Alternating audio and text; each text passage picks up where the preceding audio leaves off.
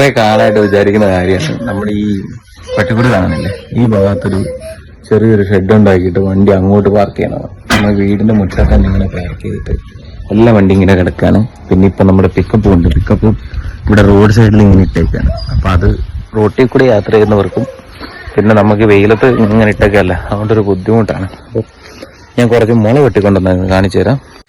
ഒരു പച്ചമുള ഞാൻ വെട്ടിക്കൊണ്ടുവന്നായിരുന്നു. ഇത് വെച്ചിട്ട് ഒരു ഷെഡ് ഉണ്ടാക്കാൻ പോവാണ് ഞാൻ. അപ്പം അതിന്റെ കലാപരിപാടികൾ നമുക്ക് കാണിച്ചു തരാം. വണ്ടി ഇങ്ങനെ മുൻവശത്തിട്ടിട്ട് ഭയങ്കര വൃത്തികേടുമാണ്. പിന്നെ നമുക്ക് അങ്ങോട്ടും ഇങ്ങോട്ടും നടക്കാനുള്ള സൗകര്യമില്ല. അപ്പൊ ഈ പട്ടിക്കൂട് നമ്മൾ റോക്കിനെ നമ്മൾ പുറകോട്ട് കൊണ്ടുപോകും. പിന്നെ ഇത് ഈ ചെടിയും കാര്യങ്ങളൊക്കെ ഒന്ന് വെട്ടി വൃത്തിയാക്കി ഈ ഭാഗത്ത് നമ്മൾ ചെറിയൊരു ഷെഡ് ഇടും.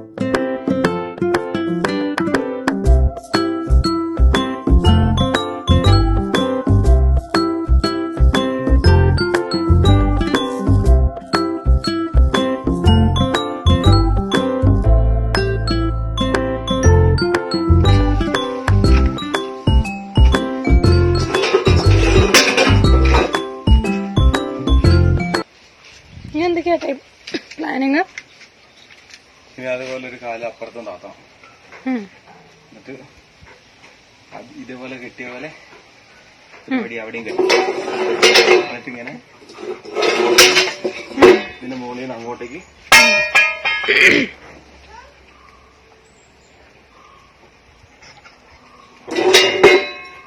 കെട്ടി വെക്കും. ഇതുപോലെ അതിന്റെ ഷീറ്റ് ഇടും.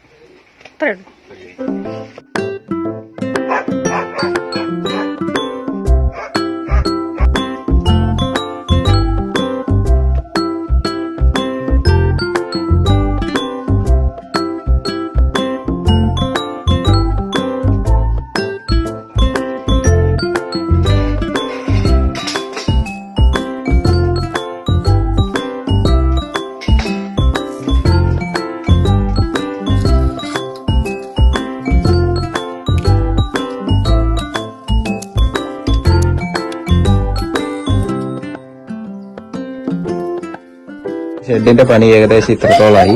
ഇനി ഇവിടെ നമ്മൾക്ക് ഇതിന്റെ മുകളിൽ ഷീറ്റ് എടുത്തിടാനുണ്ട്. എന്നിട്ട് നമ്മൾ ഇവനെ റോക്കീനെ ഒന്ന് പിടിച്ച് പുറകെ കൊണ്ടുപോകും, ഈ കൂടെ എടുത്തിട്ട് ഇവിടെ ആകുമ്പോൾ നമുക്ക് ഈ രണ്ട് വണ്ടിയും ഇങ്ങോട്ട് കയറ്റിടാൻ പറ്റും. ഒരു ഷീറ്റും കൂടെ വരുമ്പോൾ അതിന്റെ ഇതൊന്ന് മനസ്സിലാവുള്ളൂ.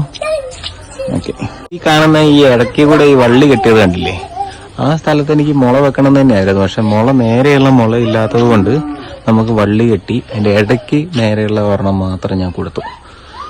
ഇതിന് മുകളിൽ ഷീറ്റ് എടുത്തിടണം.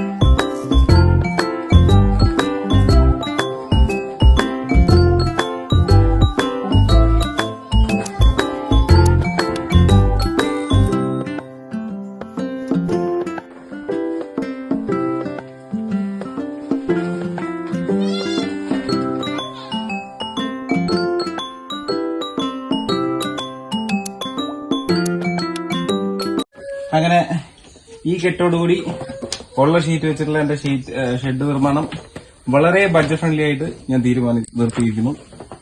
ഇതിന്റെയൊക്കെ വില നോക്കിക്കഴിഞ്ഞാൽ നല്ല വിലയുണ്ട്. പക്ഷെ നമ്മൾ ഉള്ള സ്റ്റോക്ക് ഉള്ളതായതുകൊണ്ട് പെട്ടെന്ന് പണി തീർക്കും. ഓക്കെ,